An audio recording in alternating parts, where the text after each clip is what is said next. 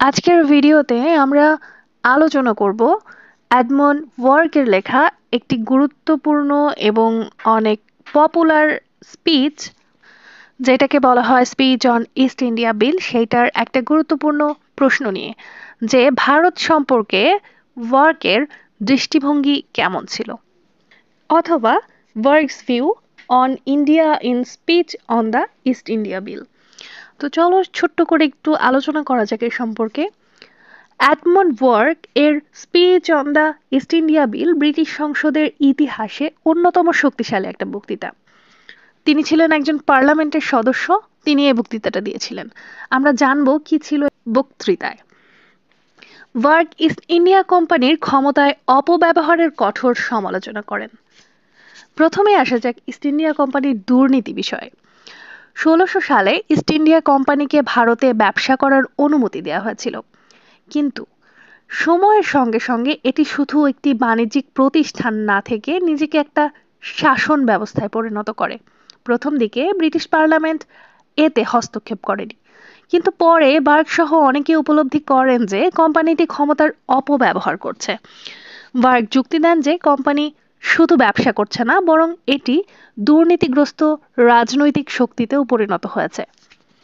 বার্গ বিশ্বাস করতেন যে পার্লামেন্ট কোম্পানিকে ব্যবসার অনুমতি দিলেও সম্পূর্ণ নিয়ন্ত্রণ বিক্রি করে দেয়নি।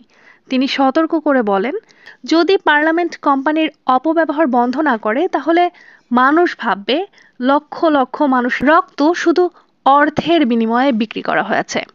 এইটা তার অনেক ফেমাস একটা quotation, the blood of millions of men had been sold for money. Berg বর্ণনা করেন কিভাবে ভারতীয় শাসকরা দুর্দশাগ্রস্ত হয়েছিল। মোগল সম্রাট, যিনি তৈমুর লংয়ের বংশধর ছিলেন, সাধারণ জীবনের মৌলিক চাহিদার জন্য তাকে সংগ্রাম করতে হয়েছিল। কোম্পানি তাকে তার প্রাপ্য অর্থও দিতে অস্বীকার করে। বার্গ আরও উল্লেখ করেন যে রোহিলা আফগানদের 4 লাখ পাউন্ডের বিনিময়ে সুজা ও দৌলার কাছে বিক্রি করা হয়েছিল। এরপর রোহিলাদের আক্রমণ করা হয়, তাদের ভূমি ধ্বংস করে দেয়া হয় এবং তাদের নেতা হাফিজ রামেত নিহত হন। আচ্ছা, তোমাদেরকে একটু রোহিলা আফগান সম্পর্কে জানানো যাক। চলো একটু ডিটেলসে জেনে আসি। চলো জেনে নেওয়া যাক রোহিলা আফগান কারা ছিলেন এবং তাদের ইতিহাস। রোহিলা আফগানরা মূলত আফগানিস্তানের পশতু জাতিগোষ্ঠীর একটি শাখা, যারা ভারতে এসে বসতি করেছিলেন।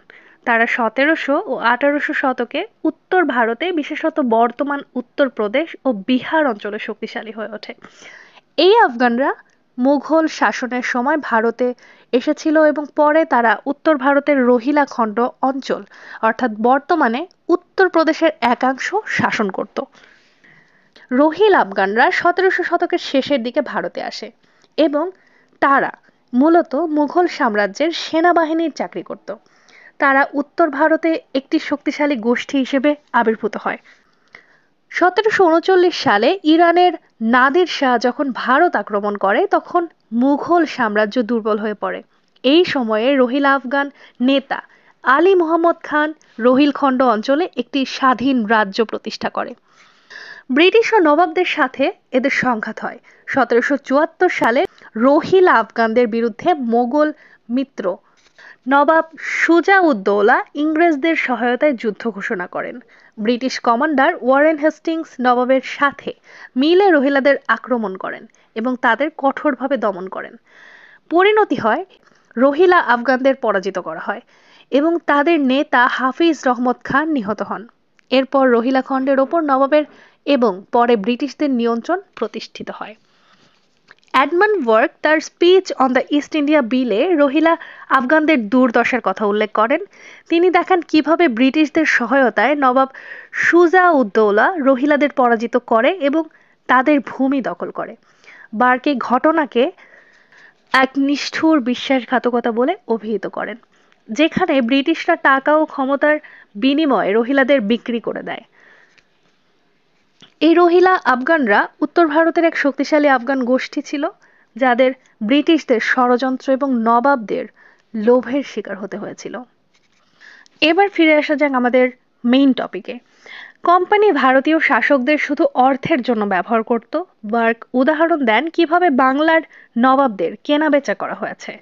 সিরাজউদ্দৌলাকে মীর জাফরের কাছে বিক্রি করা হয়, মীর জাফরকে মীর কাসিমের কাছে বিক্রি করা হয়, পরে আবার মীর কাসিমকে মীর জাফরের কাছে ফিরিয়ে দেয়া হয়। এমনকি মীর জাফরের স্ত্রী ও ছেলেকেও অর্থের জন্য ব্যবহার করা হয়েছিল। মারাঠা নেতা রাঘবার ক্ষেত্রেও একই ঘটনা ঘটে। তাকে প্রথমে বিক্রি করা হয়, পরে আবার পেশওয়াদের কাছে তুলে দেয়া হয়।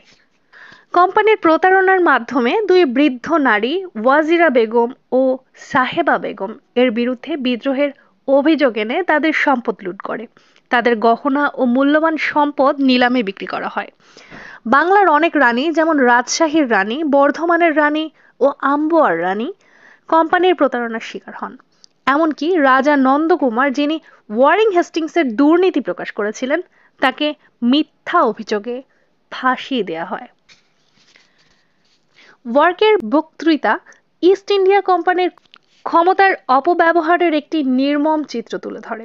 তিনি এর দুর্নীতি, লোভ, নিষ্ঠুরতার ব্যাপারে বিশ্ববাসীকে সচেতন করেন।